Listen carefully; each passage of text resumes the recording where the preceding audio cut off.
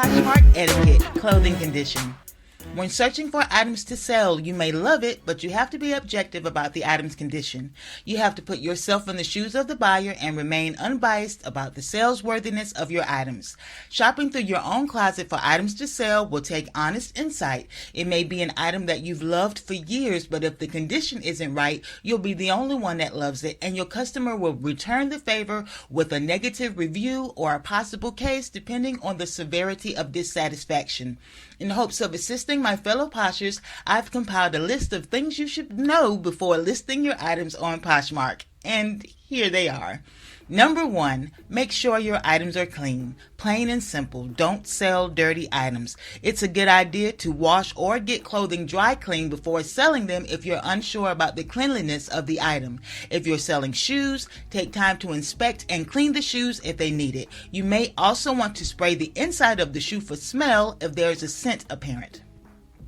Number 2, if selling flawed items, be sure to be honest about the flaws and try not to sell garments or items that are too flawed to be acceptable. In most cases, a small hole, snag, missing button, or other things of this nature are acceptable to be sold. Small flaws can be fixed, and if the item is what the customer wants and the price reflects the flaws, this can turn out to be a good deal all around. But if the flaw is massive, like torn material or heavy fading due to many washes, this is probably better for a donation. If the item is flawed due to a stain, it's best that you attempt to clean it if possible or not sell it, depending on the type of item, the material, and the location of the stain. You'll have to be objective when selling flawed items and understand that if it's something you wouldn't buy, you shouldn't be expecting anyone else to buy it either. Number 3, check the smell of your items. Until recently, I had my clothing stored outside of my home. The environment was not ideal for storing clothing, and this led to some of my items having a smell that was less than pleasant, even though the items were clean. Since then, my items have been moved, but I still think of past reviews that were less than stellar because of this issue. If you store your items outside of your home, ensure that the environment is free of anything that would cause any type of unpleasant odor in your clothing. If your circumstances won't allow you to control the smell, research and invest in remedies like air purifiers, home fragrances that can counteract the smells that have been absorbed in your clothing. Number 4, use your lint brush or roller.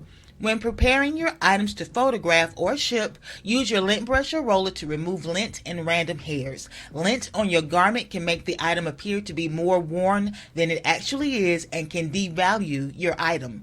Random hairs are just gross. No one wants to receive an unknown bonus hair with their item. Use of a lint brush or roller is cheap, and it's a simple way to ensure you're sending the best version of the item and making the best impression possible.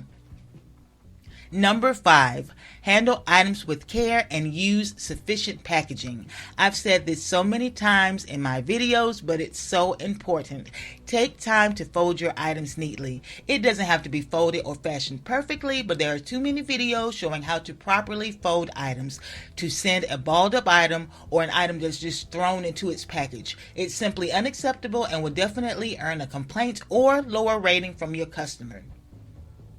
The packaging of your item affects the impression of the item's condition. Your item may be clean and free of flaws, but if items are stuffed into their packaging with no protection like tissue paper, garment bags, or the proper box size for shoes, it will have a negative impact on your customer's experience and can be as detrimental as any other issue a customer will have that results in a complaint. The experience may not result in something as drastic as a case, but it will definitely cause disappointment and could discourage return buyers.